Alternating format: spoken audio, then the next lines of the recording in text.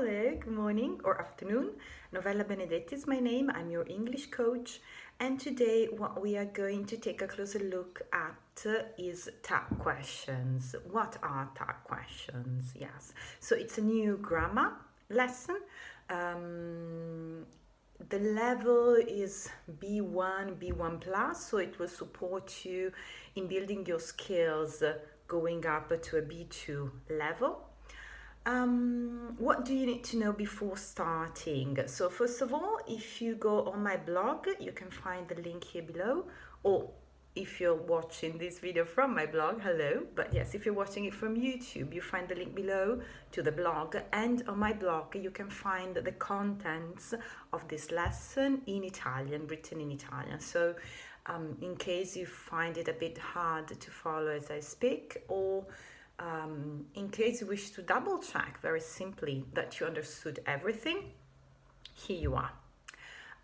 Second aspect, once you get on my blog, feel free to subscribe to my monthly newsletter, Resfaber. Once a month in Resfaber, I send out some English tips related to music, some idiomatic expression, grammar examples, and so on, and it's all for free. And you just receive it in your email every first Friday of the month. Yes. And of course, if you subscribe, you get a free ebook with some US idiomatic expressions. So let's start, having said all this, from tag questions. What are tag questions? So tag questions are not questions that we ask in order to have an information. They are questions that we tend to ask when we want to confirm something, okay? In English, they use a set of grammar strategies, while in Italian, we tend to use words. For example, bella giornata, no? Non sei mai stata a Londra, vero? This vero, no, they're not really asking question, are they? They're rather asking for confirmation from the side of the person answering the question. And of course, you can decide to contradict your interlocutor, but yes, it's not very common, is it? And this, my friend, is a tag question. It's not very common, is it? Non è così comune, no? Non è così comune, vero? Giusto? Or, yes, in Italian we have a wide range of ways to express it. In Italian, in local dialects. I'm sure you know what I'm speaking about. So this is what we are going to take a closer look at today.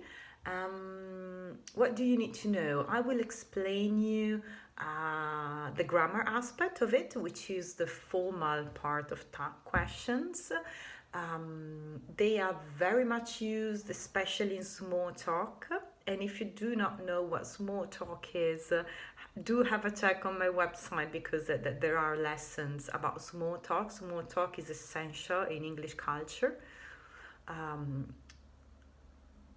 Yes, in English culture, I was thinking if it's more US, more British, but they all use it really.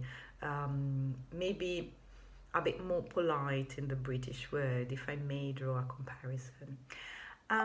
So, as to the grammar.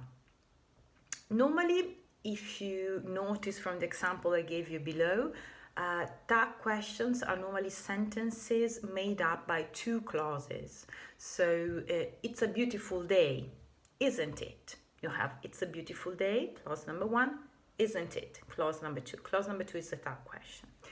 So what you notice here is, first of all, that if the verb in the main clause is affirmative, it is a beautiful day, then the verb in the tag question is in the negative form, isn't it? Okay, it's a beautiful day, isn't it? And it's always like that. If I wanted to use a negative sentence, what was the example I gave you before? It was something like, you have never been to London. Have you? You have never been to London, negative. Yes, even though they do not use double negative in English, as you know, so they will never say something like, I haven't never been. That's way too much. They don't use it. It's a no-no in English grammar. You have never, which gives you the negative form. You have never been to London, or if you prefer, you haven't been to London. Have you? Okay, so if in the main clause the verb is in the negative form, in the question tag it's in the affirmative form, and vice versa. Okay, so the reverse is true. Second aspect you need to pay attention to is that you only build tag questions with auxiliary verbs and modal verbs. Now, what are modal verbs and what are auxiliary verbs? Auxiliary verbs are to be, to have, and to do. So, for example, you played, simple past, you played basketball, didn't you? I didn't. I already said with the verb to have, you have never been to London, have you? With the verb to be, yes, I said it is a beautiful day, isn't it?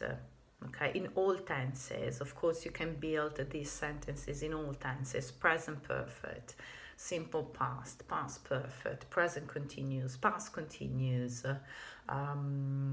You were going to the supermarket, weren't you? For example, stavi andando al supermercato, no? You were going to the supermarket, weren't you? Past continuous. So yes, you use it in all tenses, and you use it always either auxiliary or modal verb. Those are the auxiliary verbs: to be, to have, to do. Modal verbs, probably you're more familiar with this category of verbs. It's all the verbs related, for example, such as can, could, may, might, should, must, have to, and so on and so forth. I don't know, I shouldn't go to the party, should I? Non dovrei andare alla festa, o sì.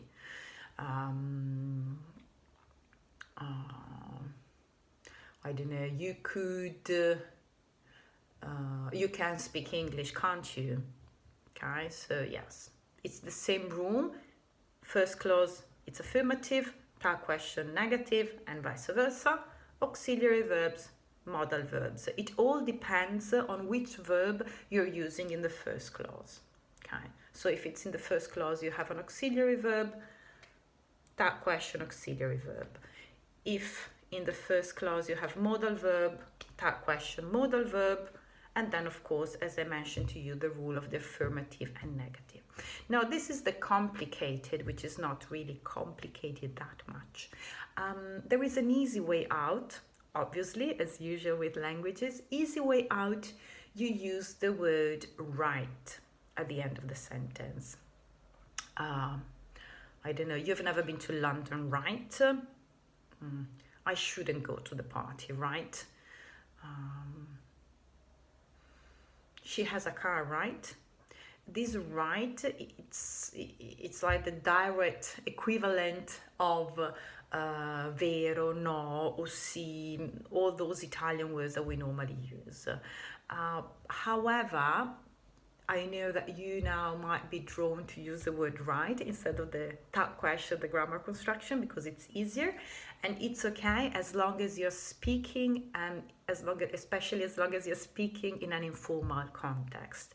When you get to a formal context, whether you're writing a professional email or you're speaking with your boss, you do not use right. Right is really colloquial. You tend to use tag question.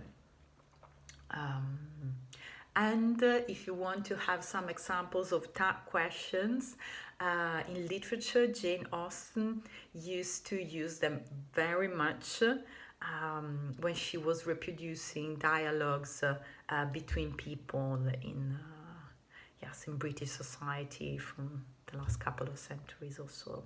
So feel free to resort to that if your level is high enough to read Jane Austen, of course, in order to get a glimpse of how to use tag question. So that's it for today's lesson. We saw tag question, which are those questions that we ask in order to have a confirmation and not in order to have some information. I hope this lesson was useful for you. Once again, if you're not on my blog already, feel free to check the links below in order to read this lesson also in Italian. And yes, also feel free to subscribe to Race Faber, my monthly newsletter, so to get new English tips as to music in your inbox every first Friday of the month. And that's all for now. I wish you a lovely day.